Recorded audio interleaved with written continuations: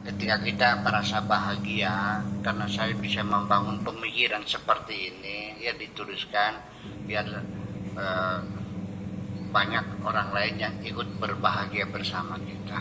Karena kebahagiaan itu ketika dibagikan, maka kebahagiaan akan semakin berkembang, semakin membesar dan meluas. Kualitasnya meningkat dan kita semakin lebih bahagia lagi ketika ada orang lain yang ikut bersama kita berbahagia. Namanya berbagi kebahagiaan. Karena tidak mungkin kita merasa bahagia di dunia ini ketika kita sendirian.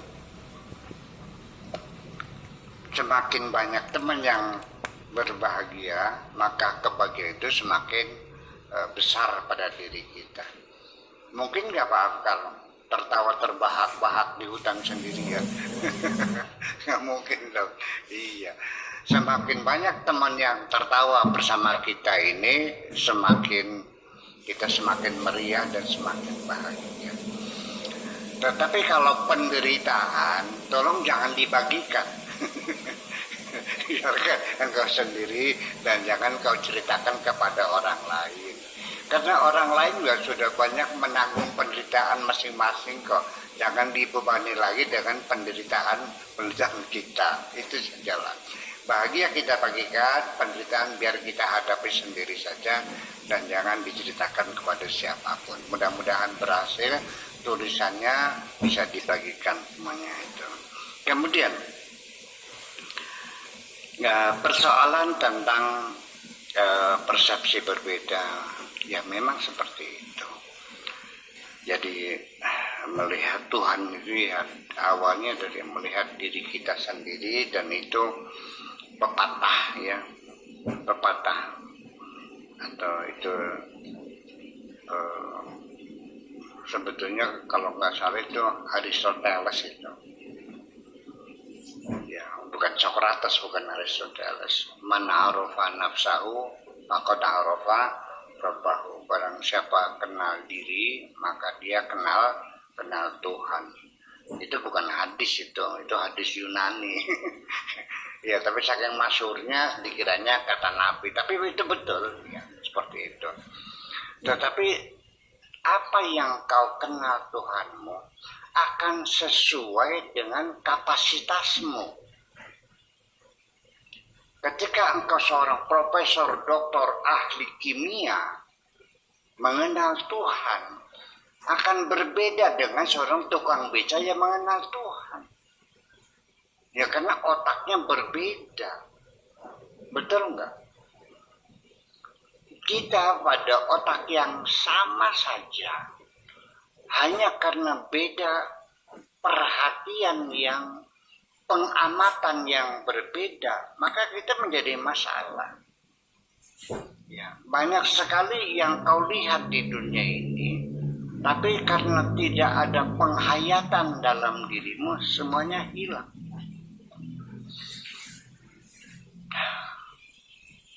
Saya mau nanya, Pak Afkar pernah ke Masjid Istiqlal belum? Pernah. Undangannya ada berapa?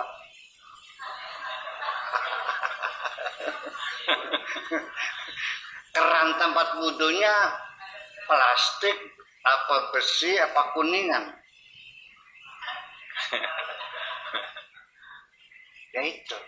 Jadi kecerdasan intelijen kita berbeda. Tapi kalau Anda seorang sarjana di ilmu intelijen, Anda akan hitung itu semua. Iya, warna keramiknya, undagannya berapa, kerannya berapa, semuanya direkam. Berbeda. Memperhatikan orang juga kacamatanya, rambutnya, bajunya, sampai sepatunya merek apa, itu dihayati semuanya. Iya, jadi kemampuan orang juga berbeda-beda. Maka sekalipun iya keduanya sama mengenal Tuhan, tapi persepsi seseorang tentang Tuhan itu sangat subjektif sekali. Ya, sangat subjektif sekali. Begini, tentang masalah kekuasaan Tuhan mengatur kehidupan manusia. Kalau orang itu pengalaman hidupnya dalam berbisnis selalu gagal dan gagal. Nanam padi gagal dimakan tikus. Tanam lagi kebanjiran. Tanam lagi kekeringan. Dagang nggak laku. Nyalon DPR nggak jadi. Dia cenderung akan bermadhab Jabariyah. Iya. Tapi kalau orang yang usahanya sukses, dagangnya laris, usahanya jadi, perusahaannya maju, dalam organisasi, dia milih jadi Muhammadiyah. Tapi kalau kadang-kadang gagal, kadang berhasil, jadi orang NU. Iya, ya seperti itu. Kalau berhasil semua, ya Tuhan Mu'tazilah. Seperti itu. Jadi kecenderungan kita sendiri juga akan sangat dipengaruhi. Jadi kenapa kita bermadzhab Syafi'i mayoritas? Ya bukan karena penyebarnya terus Syafi'i, karena milia kita, faktor geografis kita sangat mendukung sekali bermadzhab Syafi'i. Karena kita berlimpah ruah airnya. Nah, orang yang hidup di tengah padang pasir nggak jadi madzhab Syafi'i itu karena boros menggunakan airnya. Nah, itulah menjadi subjektivitas daripada persepsi kita ini ditentukan oleh banyak dimensi kultur, dimensi pendidikan kita, status sosial kita, ya kan gitu, ekonomi kita itu semuanya. Orang kaya dan orang miskin berpikirnya sama enggak? Beda. Gaya hidupnya. Orang bodoh, uneducated dengan seorang profesor. Sama enggak? Tidak. Nggak sama. Orang yang cantik dengan yang tidak cantik, kelakuannya sama enggak? Tidak. Nasibnya sama enggak? Tapi terlalu banyak perempuan yang wajahnya cantik, tapi nasibnya tidak cantik kok. Ya, nah itulah. Makanya dalam hal masalah tentang mengenalkan diri kepada Tuhan, kita sendiri sesungguhnya, apakah Pak Afkar sudah kenal dirimu sendiri? Saya nggak yakin. Anda masih belum banyak Anda mengenali diri sendiri. Jati diri Anda juga Anda belum kenal. Anda belum bisa menafsirkan perilaku Anda sendiri. Bayangkan, orang tidak bisa menafsirkan perilakunya sendiri. Kenapa demikian? Misteri. Manusia ini makhluk yang paling banyak mengandung misteri ya. Rahasia alam semesta ini, bapak-bapak dan ibu-ibu sekalian. Belajar anatomi itu sampai botak kepala saya. Ya kan, belajar patologi, belajar ini, belajar ini. Tentang manusia saja. Rumitnya bukan main. 20 tahun kita belajar manusia, hanya satu bidang kornea yang ada di mata ini. Tentang saraf, itu baru satu. 20 tahun kita sekolah. Ya. Kita nggak mengenalkan diri kita sendiri. Iya.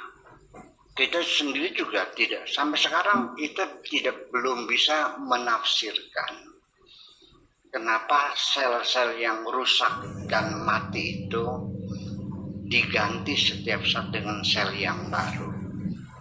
Tetapi kenapa memorinya kok nggak hilang? Melakukan copy paste kepada sel yang baru sebelum dia pergi. Bagaimana proses itu terjadi? Belum bisa ditafsir. Ya. Apalagi kita mengenal Tuhan yang menciptakan alam semesta. Ciptaannya saja kita tidak bisa memahaminya kok.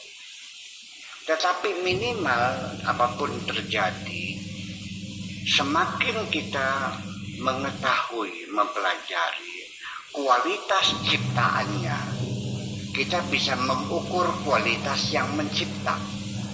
Betul nggak? Iya. Ini salah satunya seperti itu. Orang yang bikin otopet tuh yang dijejek tuh. Apa namanya otopet Pak? Yang diinjak kaki tangan, kaki kirinya nginjak bumi tuh, jalan tuh namanya apa? Otopet. Okay? Dengan yang bikin sepeda, pinter mana? Sepeda.